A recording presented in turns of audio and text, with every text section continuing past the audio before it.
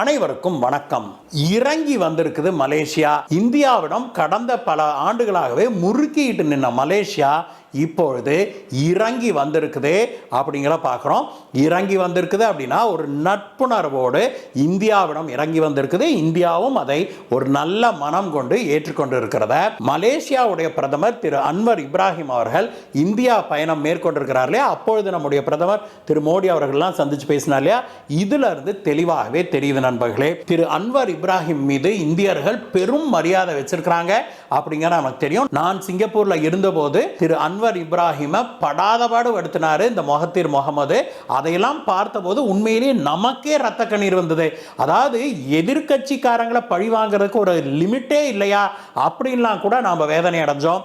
ஒரு வழியாக அதெல்லாம் ஒரு முடிவுக்கு வந்து இன்றைக்கு அதே அன்வர் இப்ராஹிம் அந்த நாட்டுடைய பிரதமராக இருக்கிறாரு. அவர் வந்து இந்தியாவுக்கு ஒரு நட்புணர்வோடு பயணம் மேற்கொண்டிருக்கிறாரு அப்படின்னு பார்க்கும்போது உண்மையிலேயே நமக்கு சந்தோஷமாக இருக்குது நண்பர்களே. மலேசியாவுடைய பிரதமர் அன்வர் இப்ராஹிம் இந்தியா பயணம் மேற்கொண்டு நம்முடைய பிரதமர் திரு நரேந்திர மோடி அவர்களை சந்தித்து பல ஒப்பந்தங்களில் கையெழுத்திட்டிருக்கிறாரு, பல பேச்சுவார்த்தைகளை நடத்தி இருக்கிறாங்க. இதை பற்றியெல்லாம் தான் இன்னைக்கு பார்க்க போறோம் நண்பர்களே. வாங்க.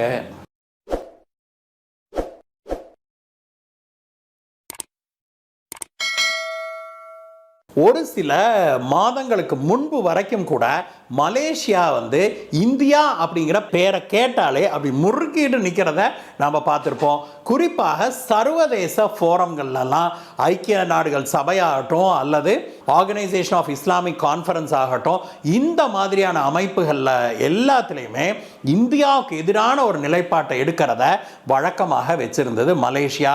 அதுலேயும் காஷ்மீர் அப்படிங்கிற வார்த்தை கேட்டால் அப்படியே என்னமோ எதையோ கண்டுட்ட மாதிரி கொதிச்சு எழுந்துகிட்டு இருந்தாரு பழைய மொஹத்திர் முகமது. அவர் பிரதமராக இருக்கிறது வரைக்கும் ஆடாத ஆட்டம் ஆடினார் அந்த மனுஷன் அப்படிங்கிற பார்க்குறோம். அது எந்த அளவுக்குனா ஒரு கட்டத்தில் ஐக்கிய நாடுகள் சபையில் காஷ்மீரை பற்றி அவர் தப்பா பேசினதுக்கு இந்தியா கடும் கண்டனம் தெரிவித்ததோடு இல்லாமல் அதோடு நாங்கள் வந்து மலேசியாவுடனான முக்கியமான உறவை நாங்கள் கட் பண்ணுறோம் அப்படின்னு பாமாயில் மலேசியாவிலிருந்து இறக்குமதி செய்யப்படுகிற மலேசியாவுடைய பேக் போனாக இருக்கிற பாமாயில இந்தியா இறக்குமதி செய்ய மறுத்தது நிறுத்திடுச்சு. அதுக்கப்புறம் அடிச்சு பாருங்க மலேசியாவுடைய பொருளாதாரமே. அந்த ஆட்டத்தில் தான் அந்த நாட்டு பிரதமராக இருந்த தாத்தா மொஹத்திர் முகமது தூக்கி எறியப்பட்டாரு. அதற்கு பிறகு தொடர்ச்சியாக எலெக்ஷன்லாம் நடந்து இப்பொழுது அங்க திரு அன்வர் இப்ராஹிம் பிரதமராக பதவியேற்றுக் கொண்டிருக்கிறாரு. அவர் பதவியேற்றுக் கொண்டதுல இருந்தே இந்தியாவோடு ஒரு நட்புறவை பேணணும் அப்படிங்கிறதுல அவர் வந்து தெளிவாகவே இருந்திருக்கிறார் நண்பர்களே. சர்வதேச உறவுகளை பொறுத்த வரைக்கும் நாம் பிறரை ஹர்ட் பண்ணாமல் இருக்கணும் அப்படிங்கிறது தான் அதில் மிக முக்கியமானது.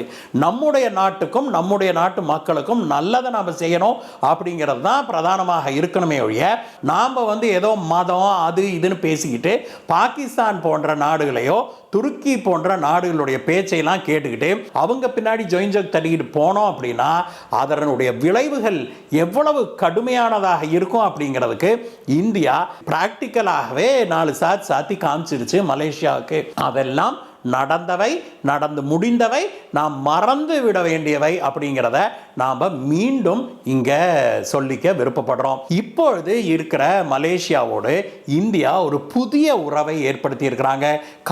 காலமாக இந்தியாவுக்கும் மலேசியாவுக்கும் அதிலையும் குறிப்பாக தமிழர்களுக்கும் மலேசியாவுக்கும் ஒரு மிகப்பெரிய பந்தம் உண்டு. அதை எல்லாத்தையுமே ஒரு சில வருடங்களில் போட்டு கெடுத்து குடிச்சவராகினார் இந்த மொஹத்திர் முகமது. இப்பொழுது அந்த கசப்பையெல்லாம் மறந்து இந்தியாவும் மலேசியாவும் மீண்டும் பழைய உறவுகளை புதுப்பித்துக் கொண்டு பெரிய அளவில் இப்பொழுது மீண்டும் தங்களுடைய உறவுகளை மேம்படுத்த ஆரம்பிச்சிருக்கிறாங்க. இதனுடைய வெளிப்பாடாகத்தான் திரு அன்வர் இப்ராஹிம் அவர்கள் இந்தியா வந்திருக்கிற போது நம்முடைய பிரதமர் திரு நரேந்திர மோடி அவர்கள் அவருக்கு ரெட் கார்பெட் வெல்கம் கொடுத்தாரு. சிவப்பு கம்பள மரியாதை கொடுத்து அவரை வரவேற்று அவரோடு பலவிதமான ஒப்பந்தங்களையும் மேற்கொண்டிருக்கிறாங்க. இதுல மிக முக்கியமானதாக பாமாயில் தொடர்பான ஒப்பந்தம் தான். மலேசியாவுடைய பொருளாதாரத்தின் மிக முக்கியமான ஒரு விஷயமாக பாமாயில் ஏற்றுமதி இருக்குது நண்பர்களே. மலேசியாவுடைய நம்பர் 1 ஃபாரின் எக்ஸ்சேஞ்ச் ஏர்னர் அதுதான். மலேசியாவுடைய பாமாயில் ஏற்றுமதியில் மொத்தத்தில் 20% மேலே இந்தியா தான் வாங்குது அப்படின்னா பார்த்துக்கோங்களேன். அந்த அளவுக்கு இந்தியா வந்து மலேசியாவுக்கு ஒரு முக்கியமான நாடு. அந்த பாமாயில் இறக்குமதியில் மேலும் பல விஷயங்களை இந்தியா ஏற்றுக்கொள்வதாகவும் மேலும் இந்த இறக்குமதியை நம்ம அதிகரிக்கிறதுக்கு தேவையானவற்றை நம்ம செய்வோம் அப்படின்னு சொல்லி ஒரு மிக முக்கியமான ஒரு ஒப்பந்தம் ஒன்று போட்டிருக்கிறாங்க. அது மட்டும் இல்லை நண்பர்களே, நம்முடைய தமிழர்களுக்கு மிக முக்கியமான ஒரு ஒப்பந்தத்தையும் 2 பிரதமர் அவர்களும் மேற்கொண்டிருக்கிறாங்க. அது என்ன அப்படின்னா, இந்தியாவிலிருந்து மலேசியாவுக்கு பணி நிமித்தமாக வேலைக்கு நாம போறோம் இல்லையா, அந்த மாதிரியான வேலைக்கு போறவங்களுடைய வேலைக்கு எடுக்கிற அந்த ப்ராசஸ் இருக்கு இல்லையா, அது தொடர்பாகவும் விசா வழங்குவது தொடர்பாகவும் அதற்கு பிறகு மலேசியாவில் போய் அவங்க வேலையில் இருக்கும்போது அங்கே இருக்கிற இந்தியர்களுடைய அந்த லிவிங் கண்டிஷன்ஸ் இருக்கு இல்லையா, அவங்க எங்கே தங்க வைக்கப்படுறாங்க, அவங்களுக்கு என்ன சம்பளம் வழங்கப்படுது, அவங்க எங்கே தங்க வைக்கப்படுறாங்க, எத்தனை மணி நேரம் வேலை அவங்ககிட்ட இருந்து வாங்கப்படுது, இது போன்ற விஷயங்களில் ஒரு மிக முக்கியமான ஒரு ஒப்பந்தத்தில் இந்திய மலேசிய பிரதமர்கள் கையெழுத்து போட்டிருக்கிறாங்க. இது ஏன் தமிழர்களுக்கு முக்கியமானதுன்னு நான் சொல்கிறேன் அப்படின்னா, மலேசியாவுக்கு பணி நிமித்தமாக செல்கிற இந்தியர்கள் பெரும்பான்மையானவர்கள் தமிழர்கள் அப்படிங்கிறது நம்ம எல்லாத்துக்குமே தெரியும் நண்பர்களே.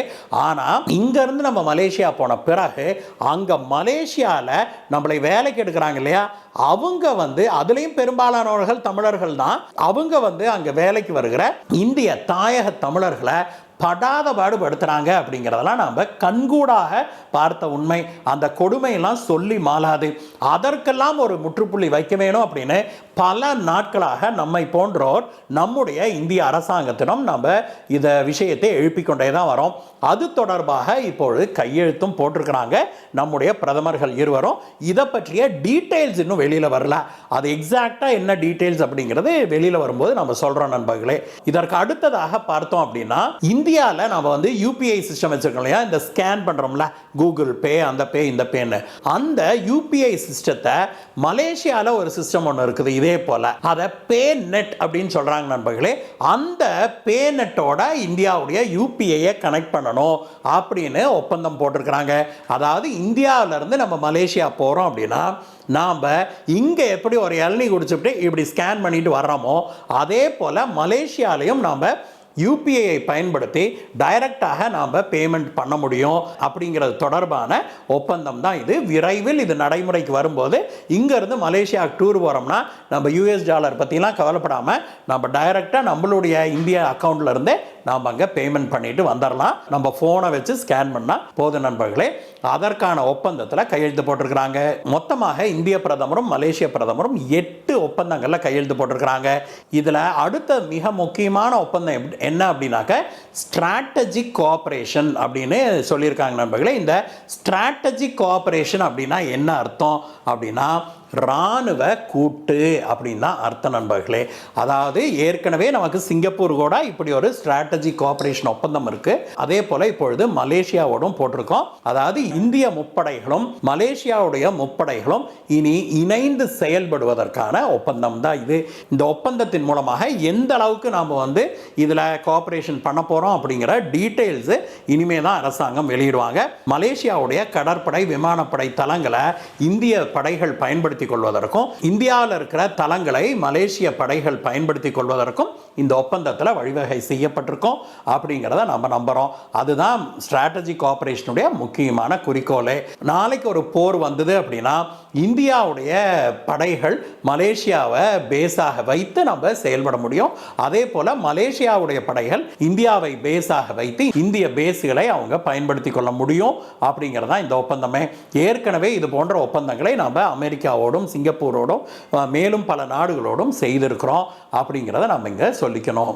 அது மட்டும் இல்லை நண்பர்களே, மலேசியா சென்ற ஆண்டு இந்தியாவில் 5 பில்லியன் அமெரிக்கன் டாலர் அளவுக்கு முதலீடு செய்திருக்கிறாங்க. இந்த முதலீட்டை அதிகரிக்கும் இந்தியர்கள் மலேசியாவில் மேலும் அதிகமாக முதலீடு செய்வதற்கும் ஒரு ஒப்பந்தம் ஒன்று போட்டிருக்காங்க. இவை மட்டும் இல்லாமல் டிஃபென்ஸ், ஃபின்டெக், AI, குவாண்டம் போன்ற பல துறைகளிலும் பலவிதமான ஒப்பந்தங்களை இந்தியாவும் மலேசியாவும் மேற்கொண்டிருக்கிறாங்க.